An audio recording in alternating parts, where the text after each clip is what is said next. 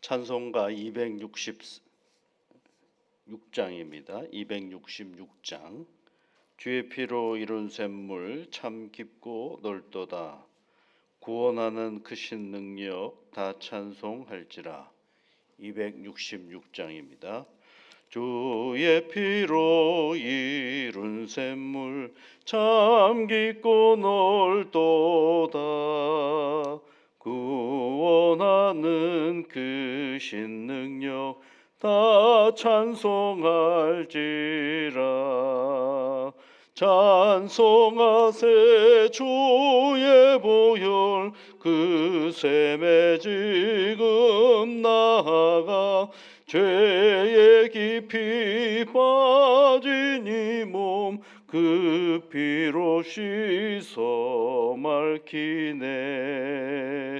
죄악 세상 이김으로 거룩한 길 가는 나의 마음 성전 삼고 주께서 계시네. 찬송하세 주의 보혈 그 샘에 지금 나아가 죄에 깊이 빠진 이 몸 그 피로 씻어 맑히네. 주 예수를 깊이 아는 놀라운 그 은혜 하늘나라 즐거움이 매일 새롭도다. 찬송하세 주의 보혈 그 샘에 지금 나아가 죄에 깊이 빠진 이 몸 그 피로 씻어 맑히네. 하나님 아버지, 오늘도 우리에게 새날을 허락하여 주셔서 감사를 드립니다. 우리가 맞이한 이 날을 하나님의 선물인 것을 늘 기억하면서 감사함으로 받고 또 성실함으로 이 하루를 잘 살아내는 복된 날이 되게 인도하여 주옵소서. 하나님을 의지하며 살아갑니다. 하나님, 사랑하는 주의 자녀들이 이것저것 하나님 앞에 아뢰며 나아갈 때마다 올곧게 들어주옵시고 하나님의 놀라운 은혜와 섭리로 우리 삶의 자리 속에 복이 되게 인도하여 주시옵소서. 하나님께서 늘 주시는 그 주님을 사랑하는 마음을 가지고 오늘을 살아갈 때에 두렵고 염려스러운 일들은 제하여 주시사 우리 하나님으로 인하여 새 힘을 얻고 용기를 얻는 복된 귀한 자녀들이 되어줄 수 있도록 은혜를 내려 주시옵소서. 오늘도 아버지 하나님, 이 믿음의 길을 걸어가면서 주 예수를 깊이 아는 놀라운 은혜를 보고 알고 깨닫는 새날이 되게 붙잡아 주옵소서. 예수님 이름으로 기도드립니다. 아멘.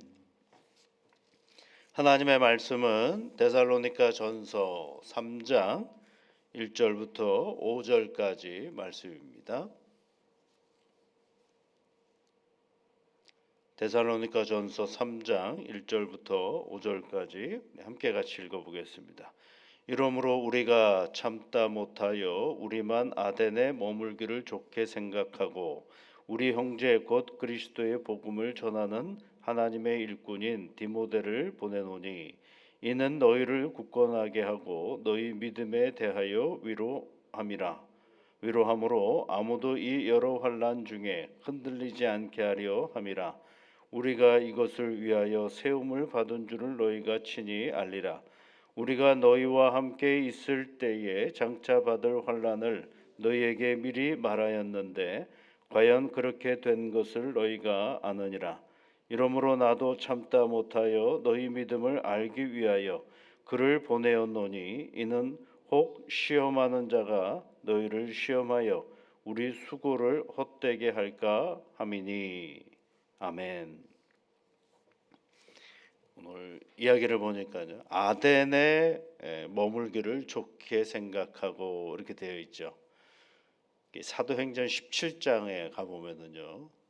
사도 바울이 데살로니가에서 복음을 전했는데 사람들이 많이 예수를 믿게 되었습니다. 그랬더니 그 예수 믿는 것을 좋아하지 않는 유대인들이 누구를 괴롭히느냐면 사도 바울을 괴롭혀요. 그 사도 바울이 그냥 괴롭히는 게 아니라 말로 괴롭히는 게 아니라 그의 생명을 위협하기 시작을 해요.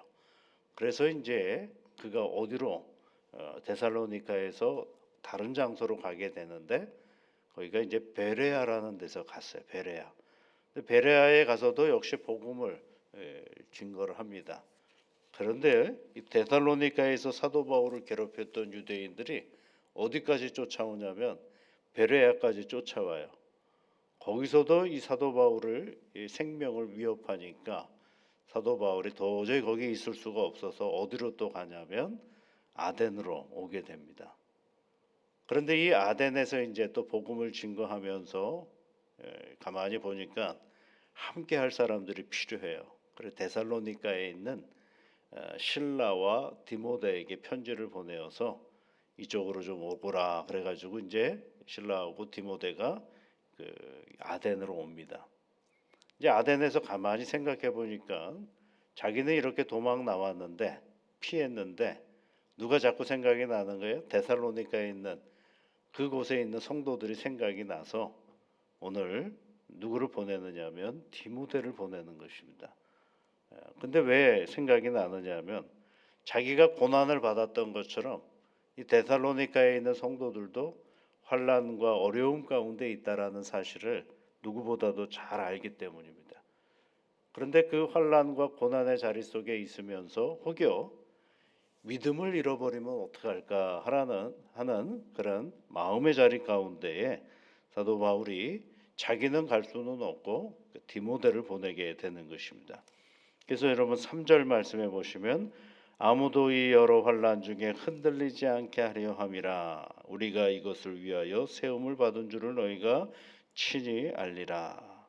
그 다음에 4절에는 뭐라고 있어요? 장차 받을 환난을 너희에게 미리 말하였는데 과연 그렇게 된 것을 너희가 아느니라.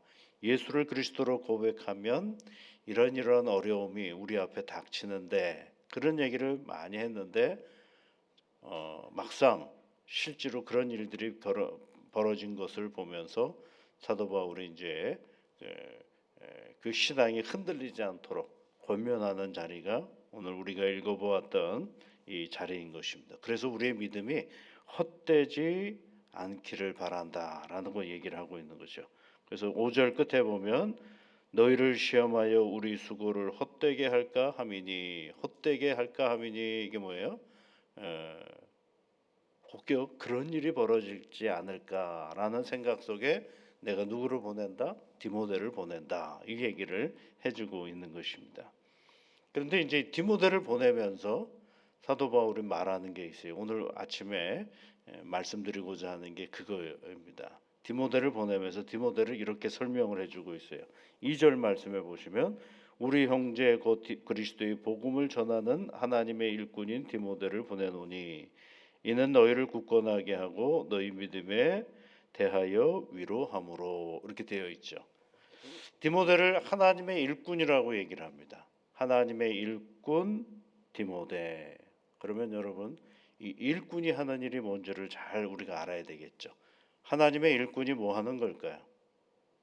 여러 가지 하는 일들이 많이 있겠죠.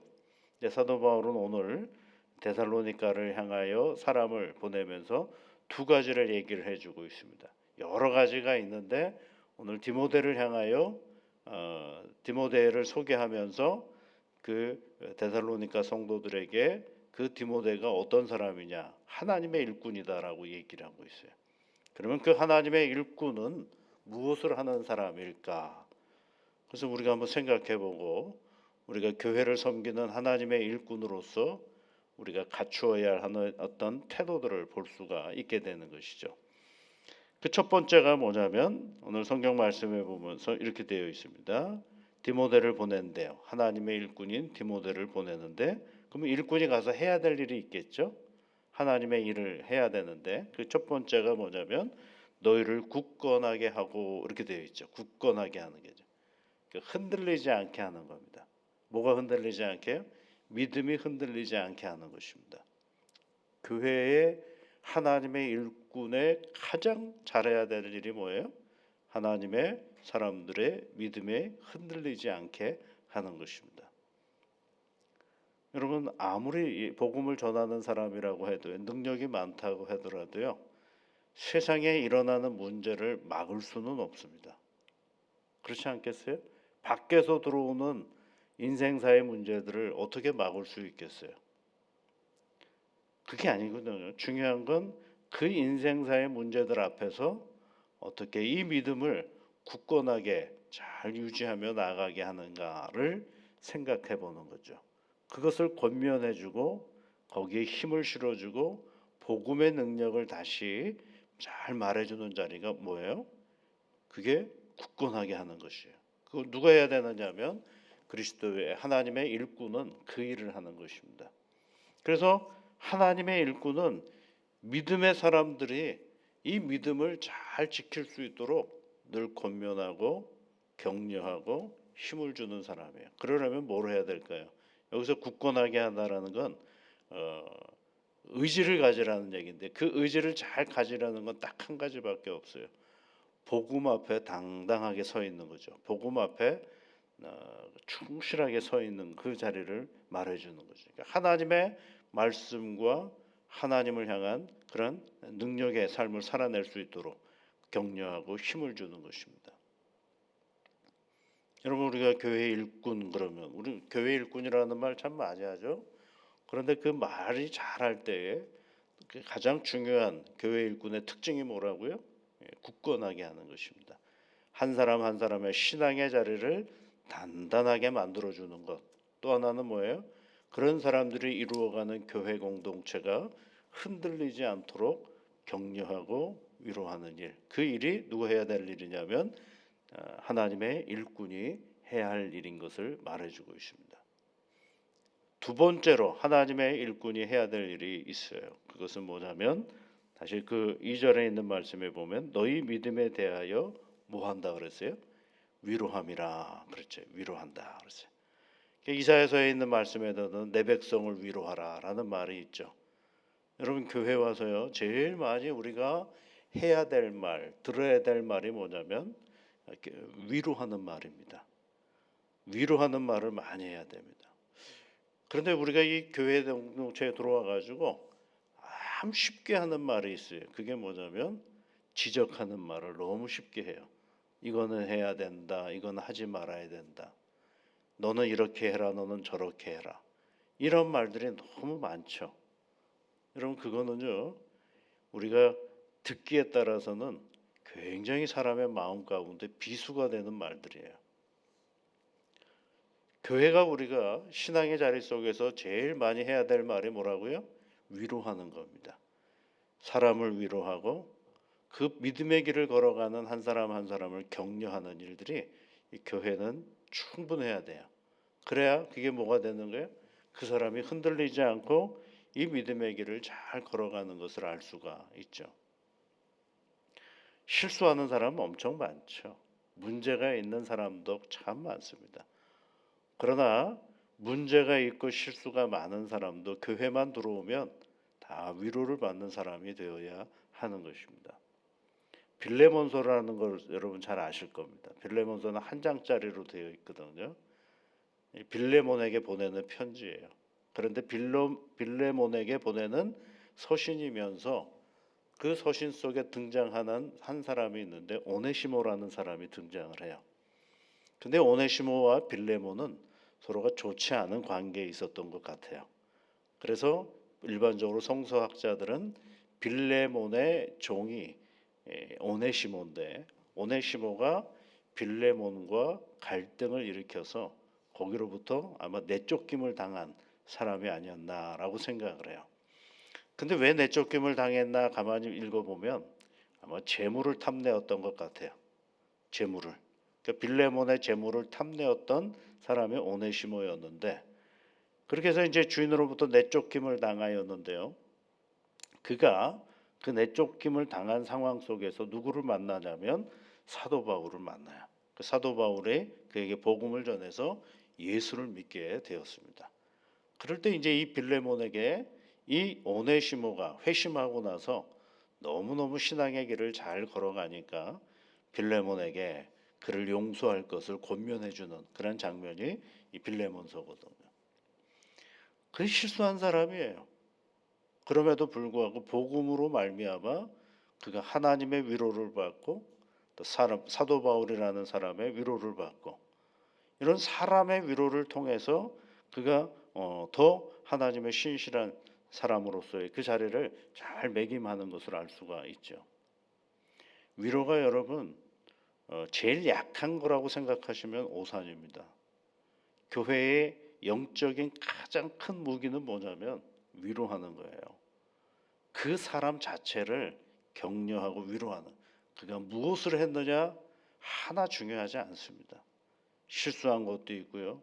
교만한 모습도 보일 수 있고요. 엄청나게 미움의 자리에 있는 그런 사람일 수도 있어요. 그럼에도 불구하고 우리가 할 수 있는 언어는 위로하는 겁니다. 우리가 할 수 있는 일은 격려하는 일입니다.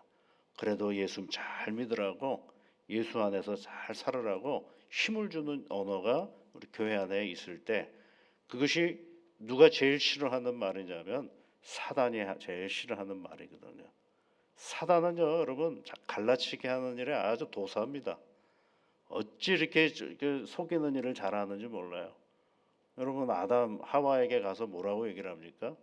야, 하나님이 정말 그렇게 얘기했냐? 이렇게 얘기하잖아요. 그러니까 뭐가 쑥 우리 마음 가운데 들었느냐면 정말 그렇게 얘기했을까? 이렇게 되는 거예요.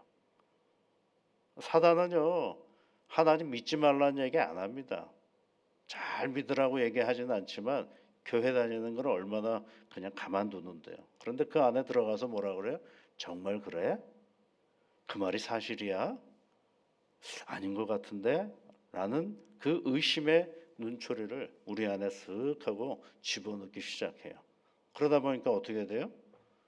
거기서부터 선이 갈라지기 시작하고 거기서부터 갈등이 일어나기 시작하는 거죠. 여러분 디모데를 보내면서 그를 하나님의 일꾼이라고 얘기를 했고요. 그 일꾼이 하나님의 일꾼이 해야 할 일 두 가지를 오늘 사도 바울은 권면해주고 있어요. 하나는 뭐 하려고 보냈느냐? 굳건하게 하려고. 신앙의 터전을 교회 공동체를 굳건하게 하려고. 신앙을 가진 개인을 굳건하게 하려고. 또 하나는 뭐예요? 위로하려고. 이렇게 저렇게 이 믿음 길에 걸어가는 한 사람 한 사람을 실수하는 사람, 부족한 사람 잘 권면해서 세워서 하나님의 일꾼들을 감당하도록 만드는 거죠. 예수님을 부인했던 베드로를 누가 찾아가세요? 부인당하신 예수님이 찾아가지 않습니까? 가서 뭐라고 얘기를 할까요? 너 왜 도망갔냐? 네가 그러고도 내 제자냐? 지난 거 하나도 안 하고 뭐라고 너 나 사랑하느냐? 이것도 물어보죠. 원점에서 다시 물어보기 시작하는 거예요.